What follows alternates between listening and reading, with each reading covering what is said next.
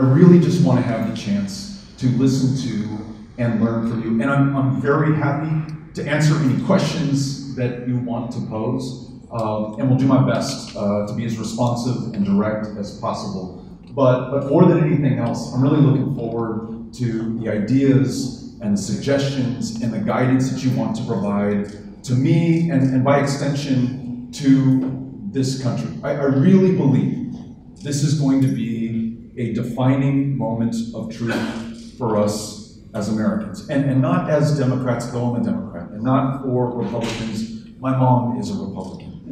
Who I got to vote for me in the last election. So we know bipartisanship is still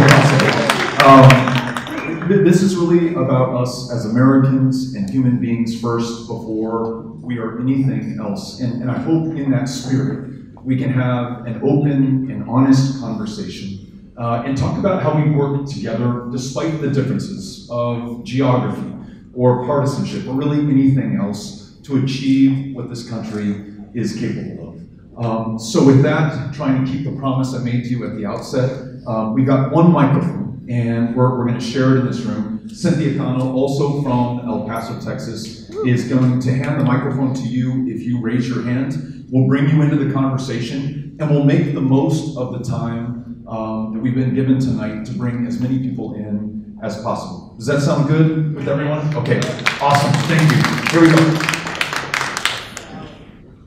Beto, so my name is Poe Murray. I'm the chairwoman of the Newtown Action Alliance and the Newtown Foundation, and on behalf of our organization, we welcome you to our community. Here with us, we have some allies in the region. We work very closely to pass strong gun laws in Connecticut, and then we work on a federal level as well. But we have Jeremy Stein from Connecticut Against Gun Violence and their supporters, Project Longevity, Brent Peterkin from Project Longevity, and then we have Veronica from Moms Beyond Action, and we have Junior Newtown Action Alliance, Danielle Johnson, and we have Eric Parody, who runs the Newtown DTC, and many other groups here. So thank you so much for being here. Yeah, appreciate it. Thank you.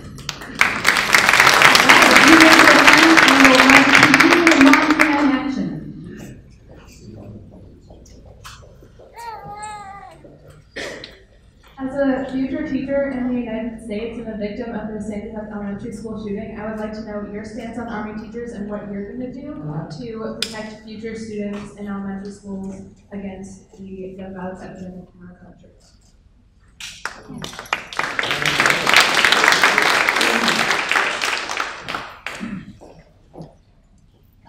First of all, thank you for your dedication to public service. I know from listening to school teachers and public educators and public education support staff, this is a really hard time to be a teacher. In my home state of Texas, nearly half of public school educators are working a second or a third job because it is the only way to make ends meet. And routinely, I hear about teachers who not only decorate the classroom at their own expense, buy supplies for the students at their own expense, but also for that kid on free and reduced breakfast and lunch. They're buying a warm meal for her because they know that she may not have one at home waiting for her. Buying a new set of clothes for the kid who shows up in the same jeans and t-shirt Monday through Thursday, Friday, knowing that his ability to learn is tied to his sense of self-worth and dignity. Out of her own pocket, she's bought a new set of clothes. So to ask teachers to make this additional sacrifice, to literally contemplate putting themselves between those children for whom they've already done so much and somebody who might walk in with a firearm, or for themselves to be armed, I think is going too far for this country. And I say that having listened to those public educators in my home state of Texas and now around the country. What they've asked me to consider instead is to pass the kind of sensible gun legislation that you worked on and been successful on here in Connecticut: universal background checks, closing all loopholes, establishing extreme risk protection orders or red flag laws in every community, every state in the country, not opting in one municipality or local government at a time. Ending the sale of weapons of war which were designed for use on a battlefield and should not be used in our communities. You don't need them to hunt or for self-defense. And then I think taking those steps of ensuring that there's mandatory licensing and gun registration. And in my opinion, I know this is not universally shared, so I offer this with respect. Buying back every single AK-47 and AR-15 out there, because there are 16 million right now. Those are the steps that I want to take to make sure that I support you in the choice that you're making going forward to serve as a public school teacher. Thank you for asking the question. Appreciate it.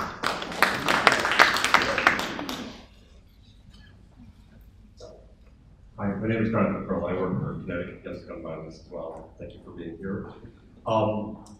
Considering that there is majority support for a lot of the policies that you just mentioned, it seems clear that our democratic system isn't always working in representing the views of Americans. And so I'm interested in what you think about voting rights, election reform, things that might actually make for a more representative government and legislators. Yeah. Great question. And I think in the question, we get some of the explanation for the otherwise inexplicable.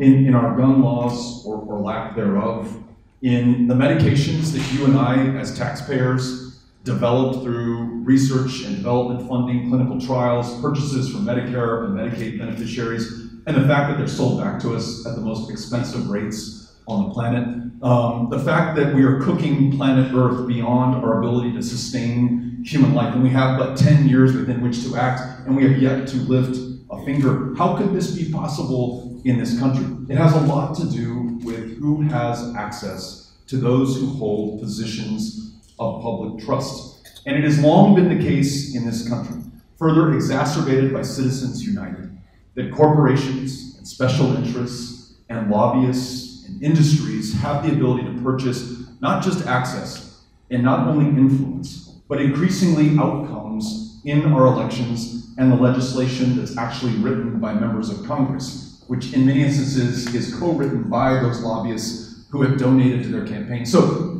what is the fix or the antidote to this? I think, as you suggested in the question, widening the franchise and ensuring that more people have access to those who are in positions of power or can run for those positions of power in the first place. My home state of Texas, before the 2018 election, ranked 50th in voter turnout.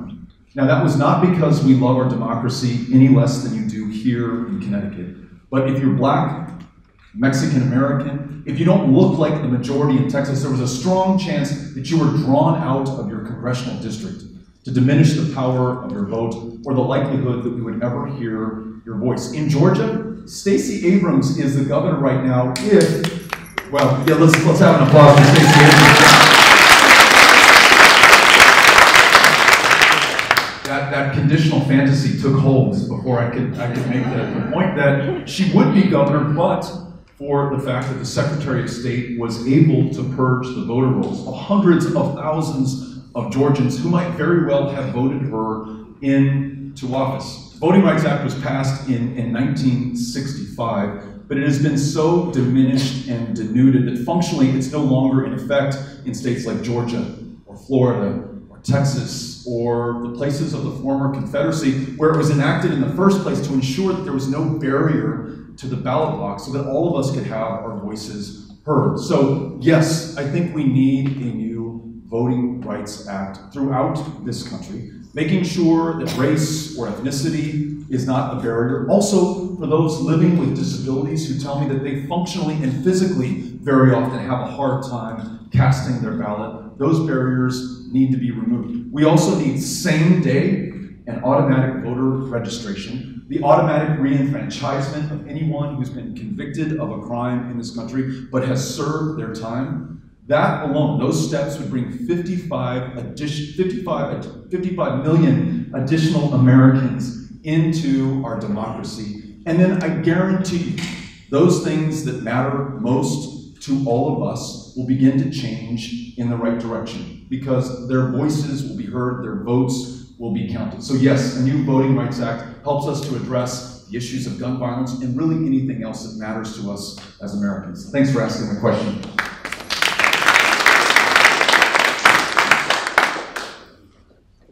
Thank you.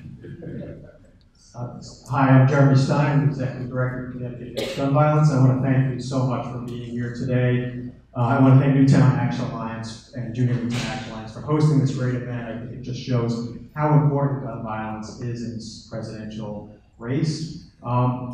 Here in Connecticut, we have led the way with the help of pretty much everybody in the room on passing common sense gun laws. Yeah, let's say yeah. But we're only as safe as the next state, as the neighboring state.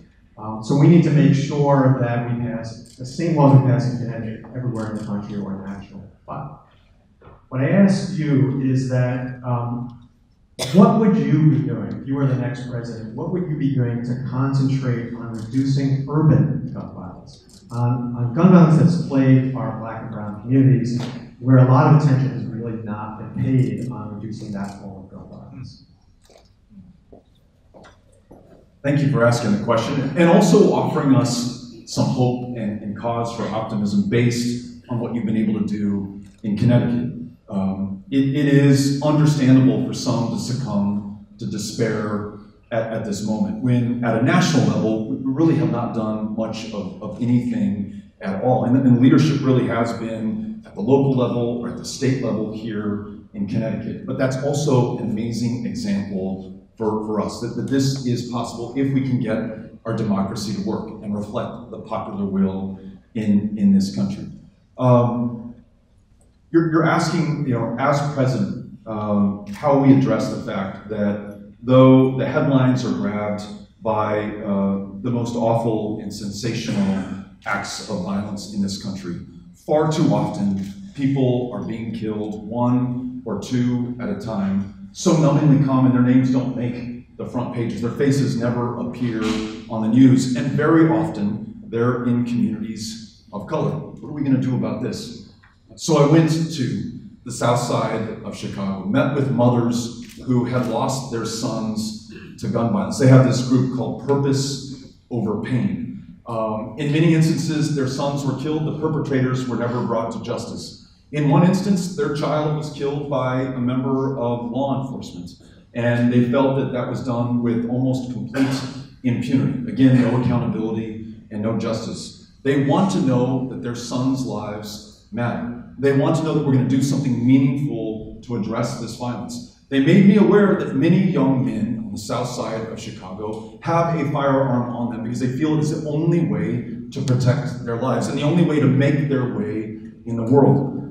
So then I met with another group called IMAN. It's the Inner City Muslim Action Network. And they do violence intervention and prevention in schools all across Chicago and reach out to those young men who are walking in the streets with firearms and help show them a way to resolve their differences non-violently, peacefully, without having to carry a handgun with them. What if we invested in programs like those in every community across the country? What if we ensured the full social and emotional well-being of every child in every school, in addition to world-class classroom instruction? What if we made sure, as you just said, that when Ted Cruz says, Beto, you're for gun sense legislation, but look at Chicago, we say, well, look at Indiana and the neighboring states that do not have universal background checks that make it far too easy for someone to traffic in those firearms and bring them in to Chicago. We were all in this together. As Martin Luther King Jr. said, we're caught in this inescapable network of mutuality, tied in a single garment of destiny. Wherever you are, you're still an American and tied to the rest of America. So the laws in one state have some bearing on where you live in your state. It makes this a federal priority to get this right. And I think we have to acknowledge those communities that are affected disproportionately by gun violence today and make sure that those parents and those kids are part of the conversation as we craft the solution. So those are some ideas in addition to some of that gun sense legislation to intervene at a young age in these schools and on the streets to make sure that we save more lives of our fellow Americans. Thanks for asking. Appreciate it.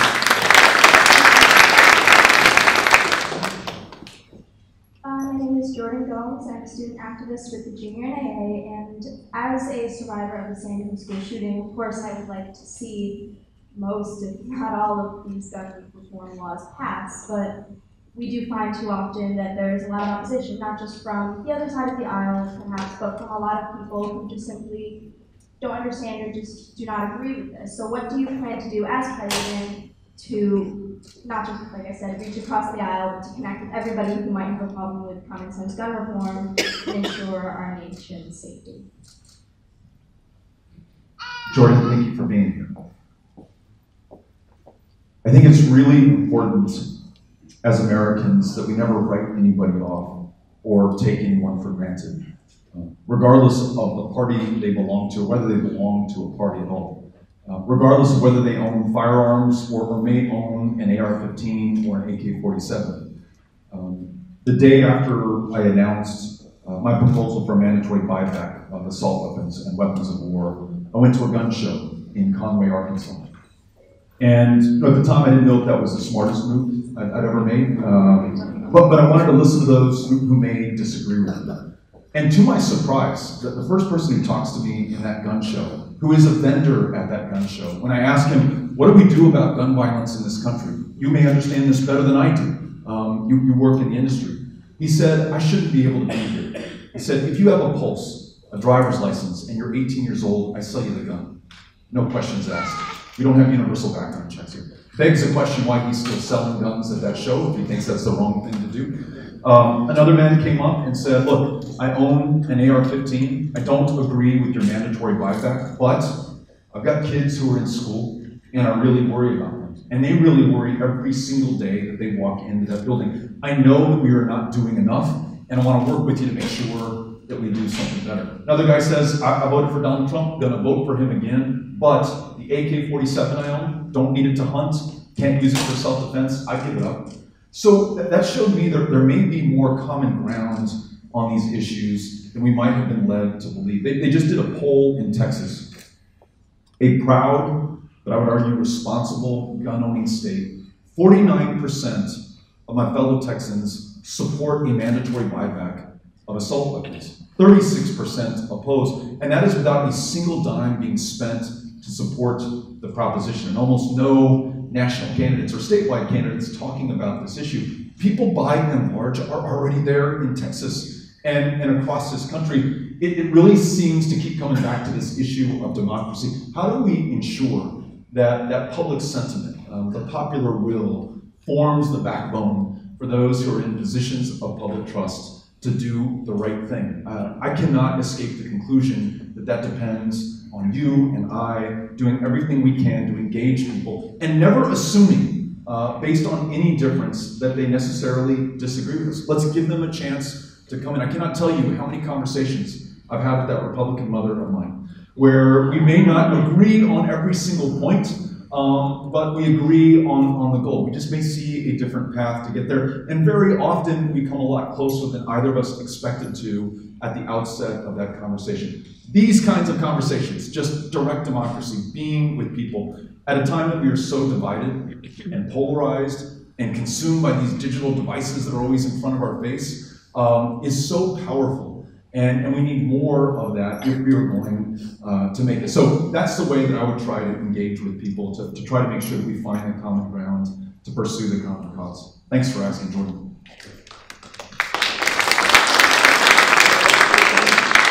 Hi, I'm Devin. I'm your fellow Texan. And my question is probably a little redundant, but it kind of goes in importance. So as a fellow Texan, I grew up in a very small town in Texas, very Republican, very, heavy gun owners. Actually, I think my family is probably the only family that didn't own a gun in my hometown. But my best friend in the whole wide world, shot guns for sport at college. So I grew up in this really heavily gun-owned town and community. And as I discovered my own beliefs with this, and gun control, I realized that my family and friends back home do not share the same feelings. And you're talking about the same end goal, but different paths. I don't even think many of my friends and family back home believe in the same end goal. So yeah, I've had a hard time. My husband and I have had a hard time connecting with my family back home because we just see very differently. So I'm just very curious, how would you broach those subjects? I want to be able to have a conversation with my family and friends, especially my best friend, about gun control and gun ownership, but I don't really know how to broach the subject because it's very, very polarizing, very hard to broach. So. Yeah, appreciate that. I think, again, bringing as many people, voices, and experiences into the conversation as possible can only benefit the end goal of reducing gun violence in America. We were in Wichita Falls, which you and I know is in North Texas, very conservative country, town hall meeting just like this one. And at the end of it, a Vietnam-era veteran approached me. And he said, some of the guns that are being used in these shootings are more powerful than the weapon that I had in my hands in Vietnam. So something that was designed for use on a battlefield, there's 16 million of them out there in this country right now. And I don't know if the guy was a Republican or a Democrat, it really didn't matter to me. He just said, we've got to do something about that. I wish your friends in the Panhandle could have heard him. I mean, in many ways, he has far more basis in this conversation than I do. But Jordan has more basis in this conversation than I do. It's why I want to listen and hear from you, and I want, by extension, the rest of the country to understand what the cost and the consequence of our functional indifference to this problem has been, and that there's a way to work together. We were at a town hall in Brownwood, Texas, and I remember this woman stood up and she identified herself as an independent, which my mom told me is code word for Republican. And so she stands up, she's like, I'm an independent. And she said, I grew up on a ranch just outside Brownwood, and I was born with a .22 in my hand, so I'm kind of bracing myself for what is going to come next. But she says, I've got 24 grandchildren, and what I want to know is, are you more concerned about their future or the consequences of defying the NRA? Not the question I was expecting from her. And it just goes to show that when we give people a chance to come in, and I don't assume or write you off or say because you're a Republican or a gun owner or an AR-15 or the seller of AR-15s or AK-47s, that we've written you out of the solution. Now, let's bring you in. And let's be honest, we're going to take victories wherever we can find them, wherever there's that consensus or that common cause, but we should never shy away from defining the goals and our objectives and our passion in pursuing that. I think that's only fair and honest with our fellow Americans, but just bring everyone in to the conversation. Thanks, Deb, for asking. Yeah.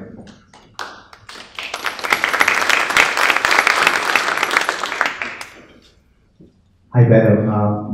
I'm Mike Soggs, my wife, Kristen, and we just can't thank you enough for being here. January 31st of 2018, we had the tragedy of a lifetime, every parent's worst nightmare, where our son walked into another home, just got his braces off, was having a really great day with his mom, and after about 10 minutes in his home, his friend's home, where there were several guns that were unsecured, one of the guns went off and he was killed. And it was, just tore our hearts out, and the community was amazing in coming together. And as we kept researching this issue and talking to both gun owners and NRA members and all the gun violence prevention community people who are really so many wonderful people here, I have a chance to thank you all. So I thank you all so much for everything you've done for us. We were able to pass a law here in Connecticut, in addition to all the other great laws that have been pushed through here, called Ethan's Law, after our son Ethan. And it basically says if you've got children in your house, it's the parent's responsibility, that gun owner's responsibility, to lock up your guns. And at first we thought, boy, we're going to be in a lot of battles with a lot of very cantankerous people. And there was some of that. But a lot of the folks from our local gun organization, CCBL and the NRA, would approach us and say, we actually can come across on this one because we have kids, like you were saying before. Our kids go to other people's houses. We were in Representative Mast's office and talked to his chief of staff. And we were kind of getting shut down until he stopped and thought, wow, I don't know where my kids play exactly if the guns are secured there. So, to make a very long story short, would you consider supporting a safe storage law that's being forwarded right now by Senator Blumenthal and Rosa DeLauro here from Connecticut? Would you consider that if you're successful when you run for president? We wish you the best in that. But would you be willing to support that? And just in case you're wondering, Senators Booker and Senator Harris both seem to think it's a pretty good idea. So we hope that you would also think it's a great idea. Thank you.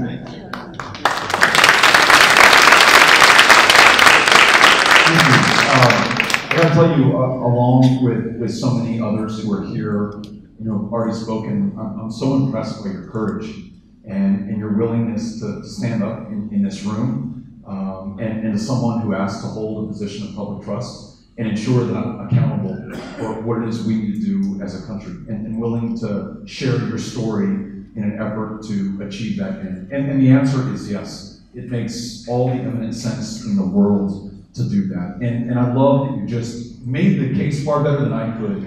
That this is one of those instances where we find that common ground, and you were open to, or probably welcomed in, the input of NRA members and gun owners to make sure that you made it politically possible to actually do this in the end. And so please add me to that list of distinguished people who support this proposition. Very grateful. Thank you.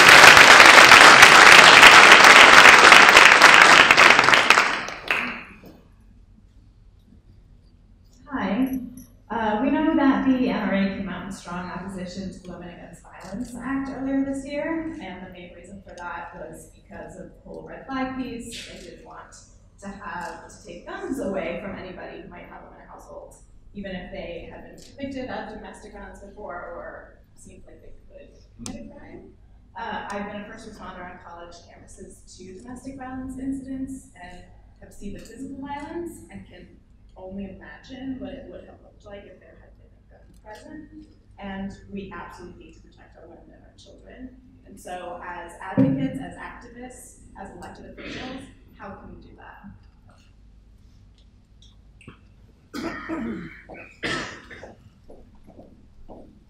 I think your posing of the question and sharing with us what is actually happening in this country, the reason why the Violence Against Women's Act is opposed by some in our country, although it makes a ton of common sense to almost everyone in this country.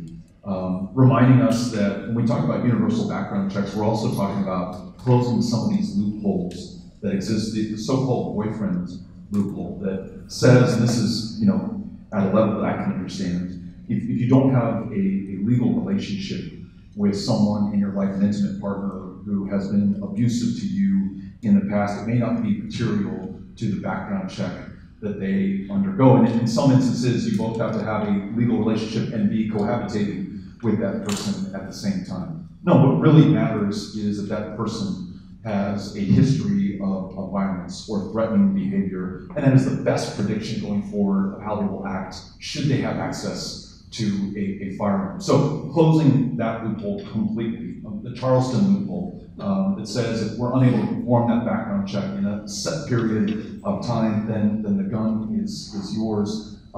It is really hard to mount a common sense defense against those proposals.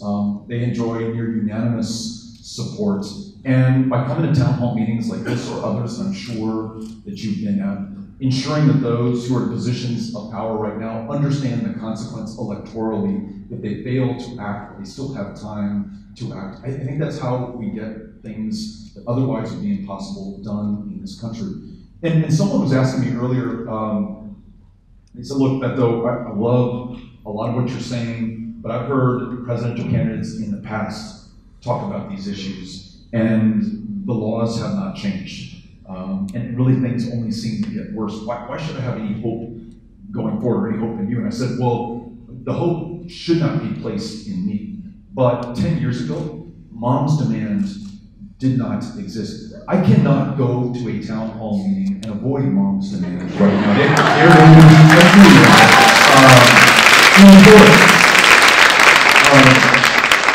March for Our Lives, their bold peace plan really, I think, shocked the conscience of the country.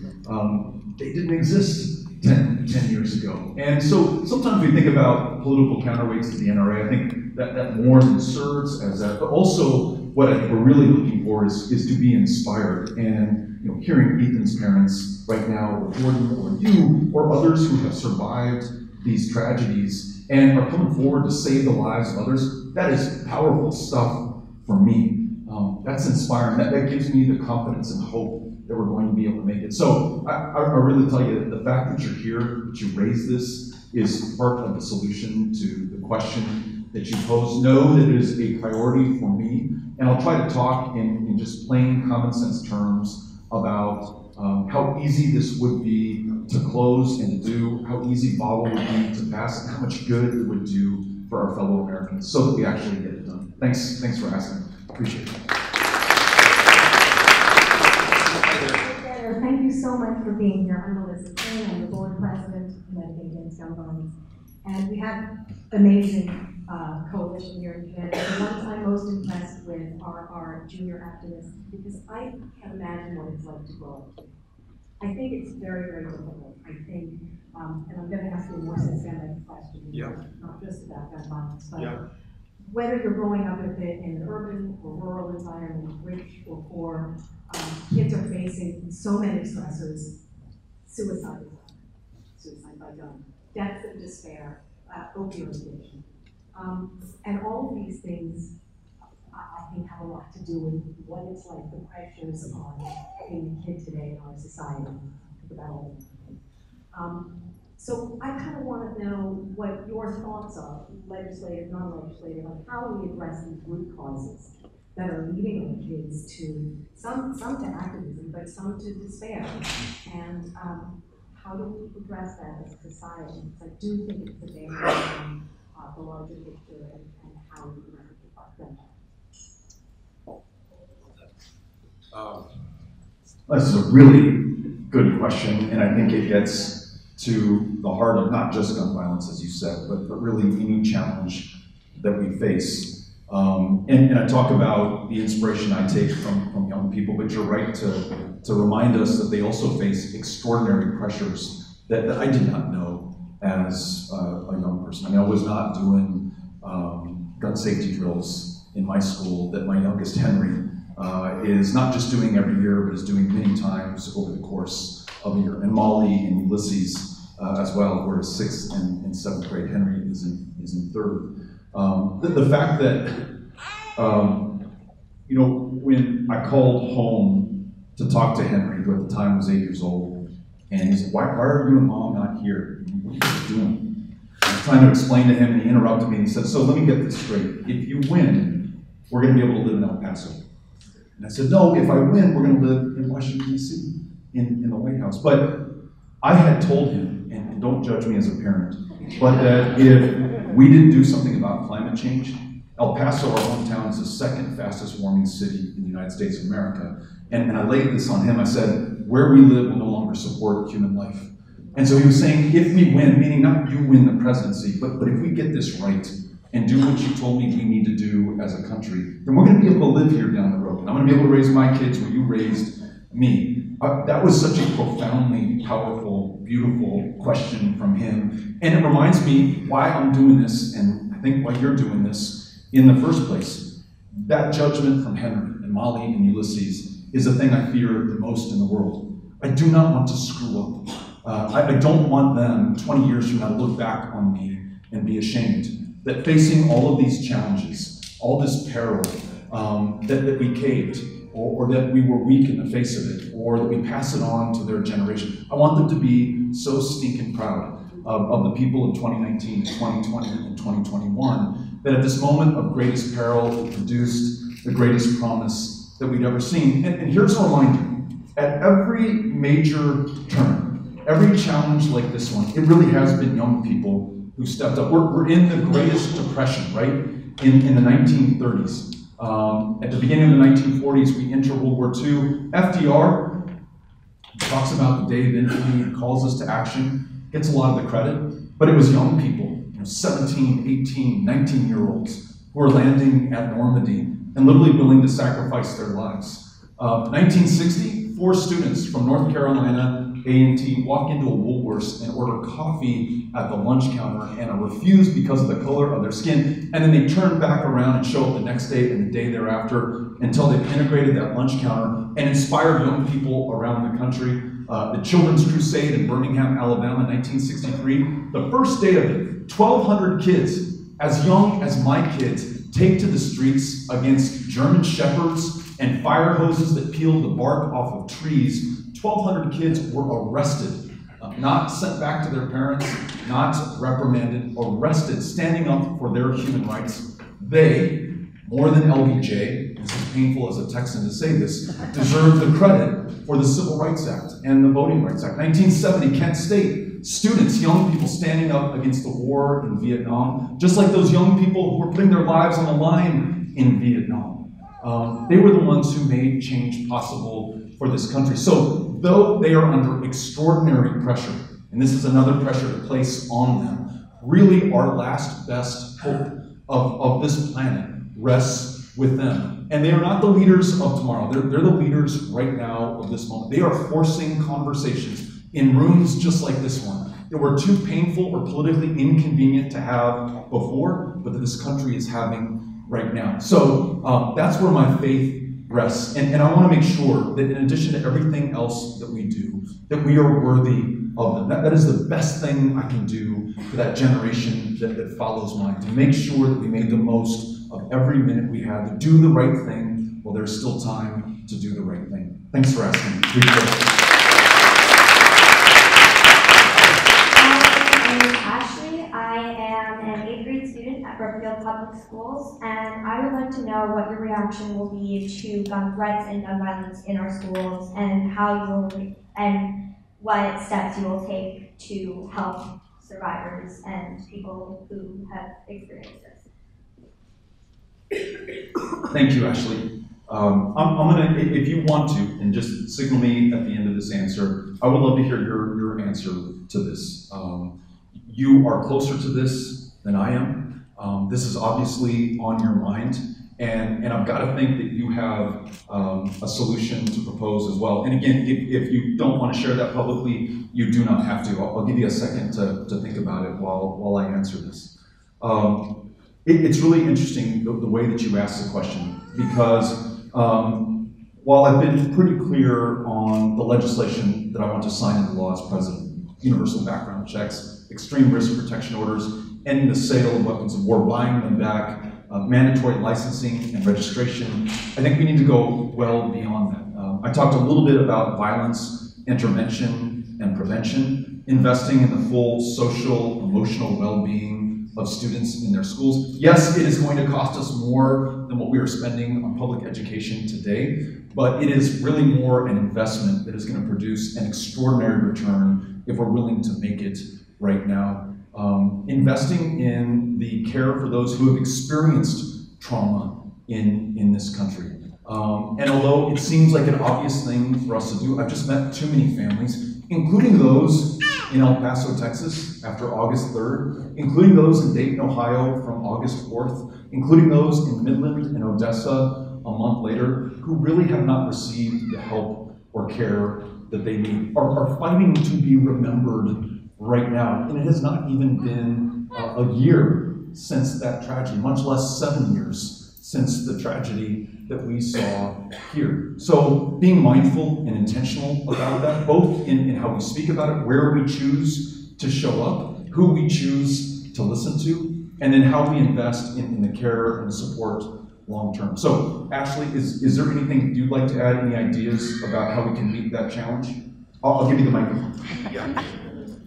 So as a student, what will happen if there's a gun threat in my school? And there have been 2. The second one was placed for this coming Friday.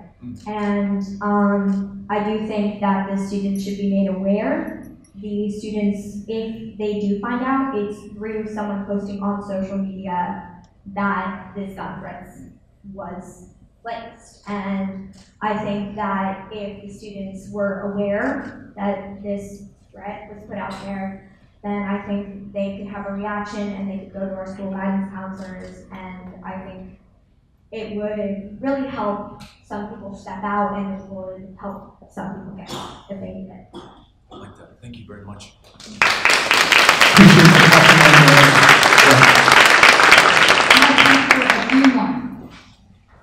Hey, how you doing? Good. Thank you for coming. I'm here. It's an honor to have you here. Shout out to everyone in the room who's been a part of this movement to reduce gun violence in the state of Connecticut. My name is Brent Pekin. I'm the statewide director of an initiative called Project Longevity. We work to reduce community-level street gang gun violence in our cities here in the state. I'm also a board member of Connecticut Against Gun Violence. Basically, 2 questions for you. So it seems that gun violence, as far as the attention that it gets in DC, seems to be intermittent, right? It's only until there's been a mass shooting or a really bad weekend in Chicago or Baltimore that the national discourse is dominated by this issue. However, the violence in these communities are incessant, right, urban communities. And then we also have to deal with mass shootings. If you're elected president, would you support the creation of an Office of Gun Violence Prevention on the executive level so that there is consistent attention and focus to this issue? And the second part of that is, in regards to urban gun violence, there's money that comes from the federal government down to the state level that's funded through the state to community-based organizations to address the issue of urban gun violence. However, they are not rewarded for cost savings. So areas where there is achievements, there are moving the needle forward, there is impact. Would you support stipulation for federal funding that goes to the state and makes its way down to the local level so that there would be a repatriation for the cost savings that are measured based upon violence reduction in those communities to support broader capacity building and also to address some of the social economic issues that affect those communities? Yeah. Wow. Thank you. So the answer to your first question, would I create an Office of Gun Violence Prevention so that there is some consistency in federal leadership and it's not an issue that waxes or wanes depending on how often gun violence is in the news? Yes, for the reasons you gave. Makes a ton of sense. Second question. This is why I hold town hall meetings. I did not know that this was happening in America. That there was in some ways almost a punishment for communities' success in reducing gun violence. So yes, would love to learn more. The way that you stated the problem and the proposed solution makes sense to me. Would love to have a better idea of what that could look like legislatively, or how we adopt best practices. I mentioned Iman in Chicago, which seems to be incredibly effective at preventing violence, reducing violence, taking those best practices, rewarding those communities that have been able to do it, to build on their success, but also sharing with other communities that have not been as successful or as fortunate. So thank you for raising this. Would love to make sure that we get your contact information so that we can formalize this as a Democrats don't care about urban gun violence. Otherwise they'd be in Haven or they'd be in Bridgeport. But they're in Sandy Hook. They're here to hijack this town and to try and make an issue out of getting guns out of good people's hands that can make a difference. You know that, Beto. Okay, we have something for her. Saying Thank you. bullshit. Saying mental health and it's about war on boys and masculinity. You're bullshit by being here. Shame on you, Beto. Why don't you debate me? Why don't you debate me? Go ahead. Answer my question. I'm not here to debate you. We are in those communities. What do you have to say about mental health? What do you have to say about urban violence? You don't care. The Democrats have been in charge of urban communities and cities for decades. The Democrats have failed. They don't care about you, sir. That's why you're in Sandy Hook. You don't care. He doesn't care. It's bullshit. I grew up in Newtown, and I have kids in public schools, and they were in second grade when the Sandy Hook shooting happened. Who do you Democrats?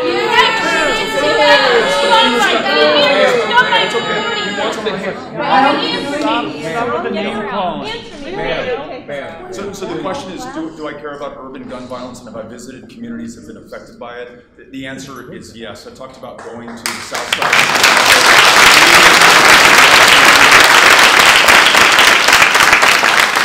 And listen, I came here to listen, to learn. I'm getting great ideas and suggestions. Oh yeah, you're in Sandy Hook at ground zero, right before an election. Shame on you, Beto. I'll tell you what, I'm from... You don't care. What are you doing? What are you doing? What are you doing other than yelling and pointing the finger? What are you doing? What are you doing? Democrats are out. Trump 2020 is saving this world.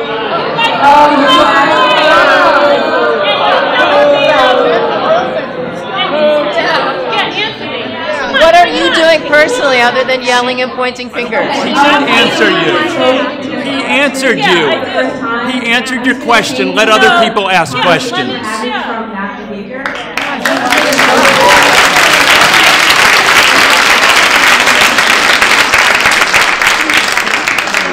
You can't answer me, huh, Beto? You can't answer me. There is a young girl who's trying to speak. Show some respect. I'm waiting for an answer. A lot of survivors are children, and a lot of people. He's not answering me, though. A lot of us still have mental health effects from what happened. So, and a lot of people who work in school have so many mental health effects from whatever situation they went through. So I was just wondering what you're intending to do on maybe a more research basis on the long-term effects of gun violence, and also in urban areas and rural areas where suicide was a very different conversation we're having than we'd obviously have in Newtown. What are you intending to do on the research level and just like investigative levels, like what happens after this?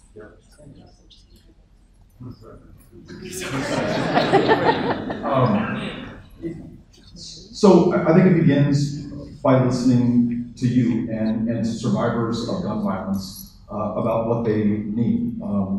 Having listened to families in El Paso, in some of these other communities that have been affected, meeting with the family here earlier today, and this was the primary issue that we talked about, addressing trauma long-term for the surviving family members, for people who live in this community, for young people who are coming into school who understand what has happened. Incredibly important for the well-being of those people, their families, and the community at large. I mentioned making an investment in schools. I talked about social and emotional well-being. What I'm really talking about is making sure that we have therapists and social workers and psychologists and psychiatrists who are there to provide that help and long-term care that we need. And then there was a question that came up about mental health care generally. I don't think addressing mental health care is mutually exclusive to addressing gun violence. Sometimes people assume that it's either or. It doesn't have to be. It is both. In my home state of Texas, and tell me how it is here in Connecticut, the largest provider of mental health care services is the county jail. The largest inpatient mental health care facility is the Harris County Jail in Houston, Texas, in a state of 28 million people. There are those in Texas at town halls like these who raised their hands and said, I need to tell you that my brother, my sister, my dad gets arrested on purpose for their schizophrenia, or their bipolar disorder, or their clinical depression, to go to the one place where they are guaranteed care. So at large, we need to make sure that mental health care and primary health care are guaranteed rights in this country, that money is no object and it's not a function of fortune or fate or circumstance. And then specifically to the survivors of gun violence, I think we need to follow, as you just suggested, the public health science, the doctors, and the people who have experienced it to find out what they need, and then make sure that we make the investment in money, but also in time and focus to ensure that they are okay. And I love the way that you asked it. It's important in El Paso, it's important in Dayton, it's important in Newtown, but it's also important in Gary, Indiana, or Baltimore, Maryland, or the south side of Chicago, or communities where this happens so regularly that the entire community is traumatized, that young men and young women are growing up in trauma every single day. When I was on the south side with that group EMON that I keep talking about, and we were in a round table with young men, that their lives were lived in trauma, a constant fear that they would science and the public health officials to do the right thing. Thank you for asking. Appreciate it.